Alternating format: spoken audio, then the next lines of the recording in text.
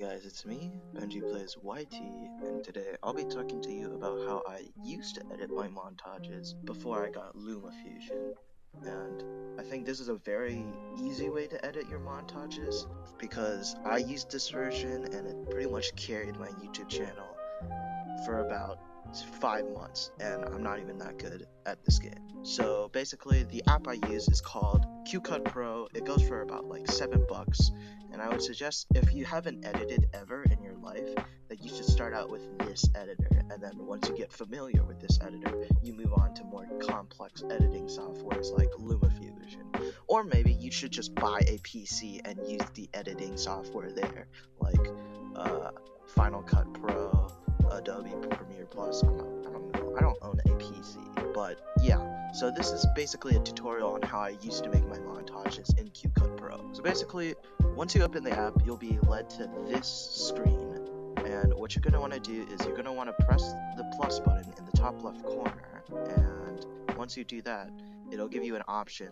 to name your new movie, but I usually don't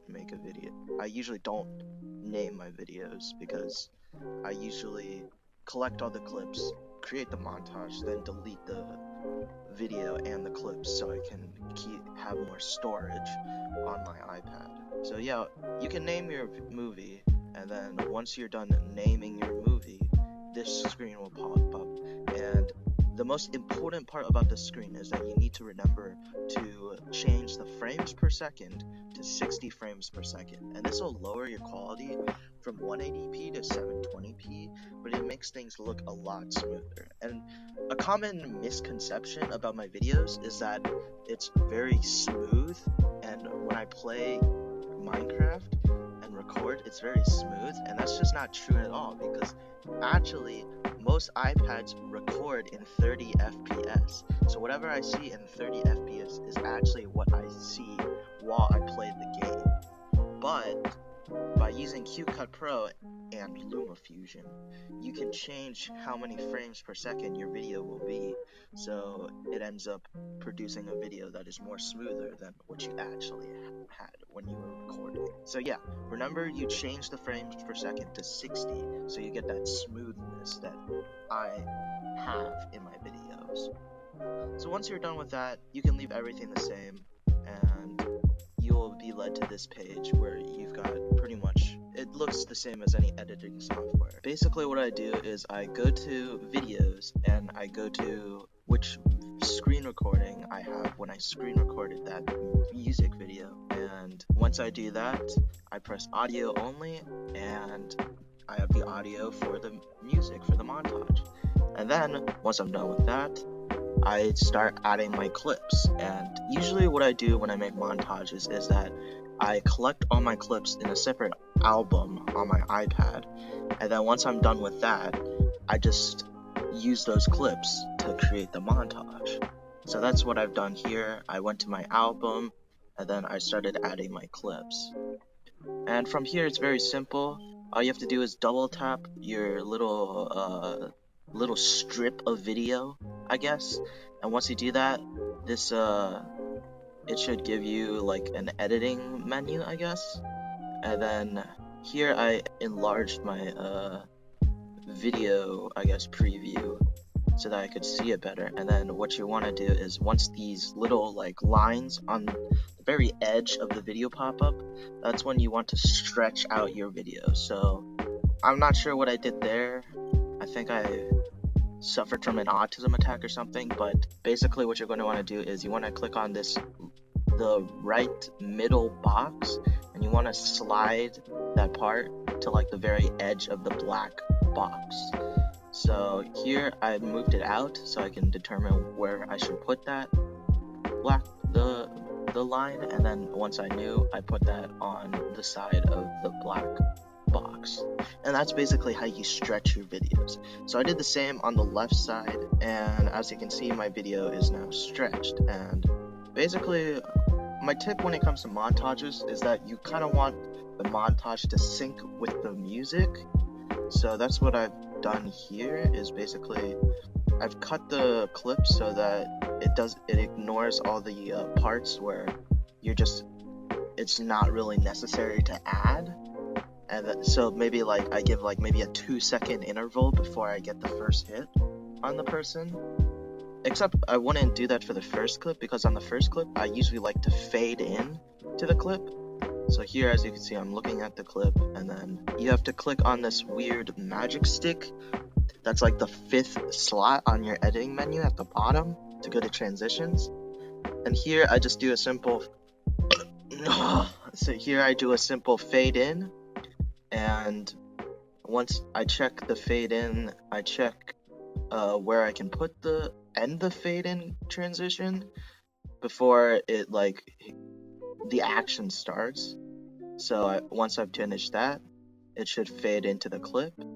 And then here's where I do the Benji Plays Special, which is basically the only video editing transition I've learned for the past 5 months. And it's a very simple transition, but any transition is sort of better than no transition, because no transition kind of makes your clips not flow very well, and it kind of shows people that you're sort of an amateur when it comes to making videos. So basically, at the end of every clip, I'll do a fade out transition, and then I will make that fade out transition last for like maybe like 1/3 of a second, like very small. And then once I do that, I place my new clip on a new line, and then I place the clip right where the beginning of the fade out transition for the first clip started.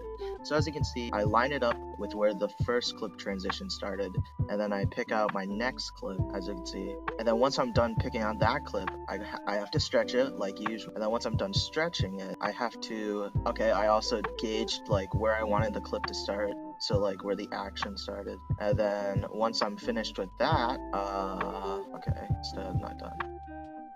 Okay, I also have to gauge where I want the clip to end, so I've done that.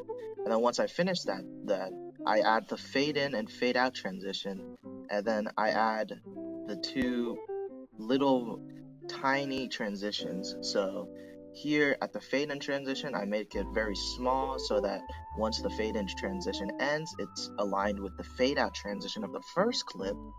And once you do that, you should have this very simple fade in, fade out transition for clips. And that's basically how I edit my clips very simply on QCut Pro.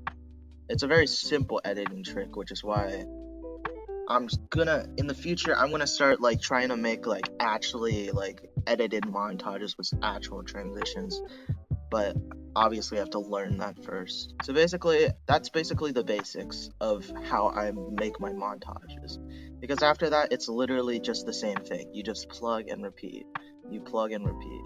And the thing about creating montages is that it's not really like, the thing about editing is that there's no like rigid path to editing a video. There's no like structure. When you make a video, it's sort of like an art project. Whatever you do to the project, it's your doing. So basically, I'm giving you tips here to edit your video, but it's not like you should firmly edit your video like this. This is just a simple editing, like, I guess, tutorial on how I edit my videos. So basically, I do that for literally, like, it takes me like 30 minutes to do this entire process. But after I finish that, all you have to do is click on this top right corner that has like a rectangle and an arrow coming out of it, and that's how you export your video.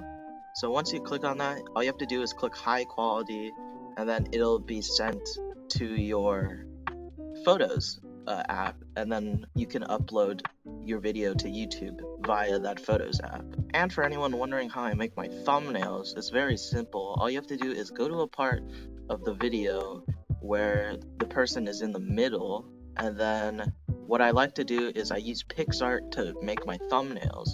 So what I do is I look for a frame where I have the guy in the air, so something like this. And then I forgot to record this because you're gonna want to like stretch out your video,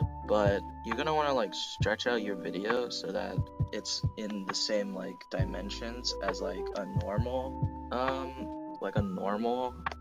YouTube thumbnail, because a YouTube thumbnail is also in 16:9 aspect ratio. So once you have your frame of a clip, So basically, once you have your frame of the clip that you want to use in your thumbnail, make sure that it's in the middle so that people can see it. Basically what you're going to want to do is you're going to want to go to effects, you're going to want to go to HDR. That's usually what I do. I sort of like dial down the blur so it's not that confusing. Maybe saturate a little bit more, maybe a little less fade. And then the important part is that you add this focal bloom right here. And you want to drag the little, I guess, target into the middle of the guy, and then I add a very large blur. I decrease the size so that the blur contains everything except the guy that's being knocked into the air. I reduce the hardness. I give it a lot more fade. And then obviously you gotta do the Benji special. You have to hit him with the emoji. Maybe add in a red arrow in there, maybe. I don't know. You can do whatever with your thumbnails, but that's usually how I make my thumbnails. And yeah, once you're done making your thumbnail, all you have to do is press the next button, and then post to photos. Like click the share to photos button, and it'll be in your photos, and you can attach that to your YouTube video as a thumbnail. So yeah, that's basically the end of this video. That's basically how I make my videos and my thumbnails. Except for the fact that I don't make videos like this anymore. I'm trying to learn how to edit with LumaFusion.